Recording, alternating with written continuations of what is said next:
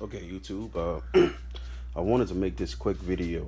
I just got finished changing out the water pump on this thing.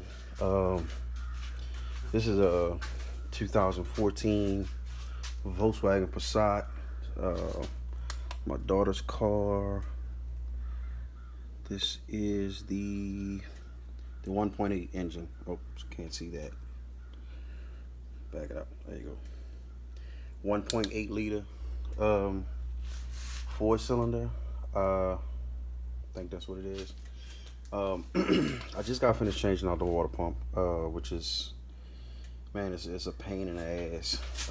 Changing out the water pump on this thing. You basically got to take the whole top of the intake off just to take the water pump assembly loose. But this a video. It isn't about the water pump. Man, this car's been sitting in the garage probably about 3.5 months. I work overnight, so I'm only able to get to it when I can. So it's a week before Thanksgiving. Well, it's the Sunday before Thanksgiving. I wanted to have this thing out the garage, so I started working on it Friday. And it's a Sunday morning. I'm just well, I put it back together last night. Uh, Everything under the hood, I put that back together. Now I'm getting ready to put the inside back together. I wanted to make this video because the heater core was out, and I had to change the heater core. So I have been looking at videos, trying to figure out how to do that. And I found a few videos, but nobody actually went like deep in depth about exactly what needed to be done. They'll tell you to, these two here that I'm pointing at, they'll tell you that there's a bolt in between, right in between those two, and you take that bolt out so you can have leverage. It loosens those two up so you can move it back and forward because of the connections in the front. Okay, let me go to the exact heater core in the front of the vehicle.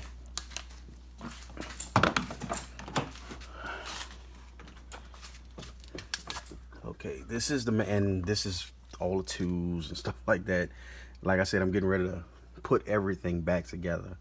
I had to make sure that it wasn't leaking anymore, which it was leaking this morning, and I had to just re-tighten those rings. The top ring was leaking, so it's stopped since. But here's the major issue. When you start working on this thing, man, you have no room to move those things around. And I'm working with one hand. I don't have any GoPro or anything. It's just a regular iPhone I'm recording with. You actually have no room to move those things around. No flexibility at all. If you can see here, I you can see all the how scratch the pipe up, trying to get that thing to move because you don't have any space.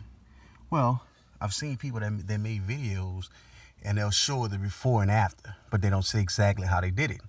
So there's this one guy, he made a video and he stated that it was impossible to get those rings fitted back on there, and he just took some hoses and clamps, and he put the hoses and clamps on there, and that was the only way he can get it to work. I tried that. The shit didn't work for me. I mean, it was it was leaking like crazy. So I'm like, man, it has to be something that you can do. And also I had to get more O-rings, and I found them on Amazon, and it came with the actual clamps, these metal clamps. But the metal clamps that it came with, these things don't actually fit over that. These are the ones, so these are the new clamps that I bought, but they don't actually fit to hold both of the hoses together. So I went back with the old clamps. But I had bought some O-rings, went to AutoZone and bought a set of O-rings that I thought would fit in there. But I put the O-rings on there. They were similar to the factory ones, but they were harder. The factory ones are a lot softer and they sit in place. So that's what made me buy these off of Amazon. Man, I think it was like $8 or something like that, and I bought it was the two rings and the two O-rings. So these two metal rings and the two O-rings that came with it.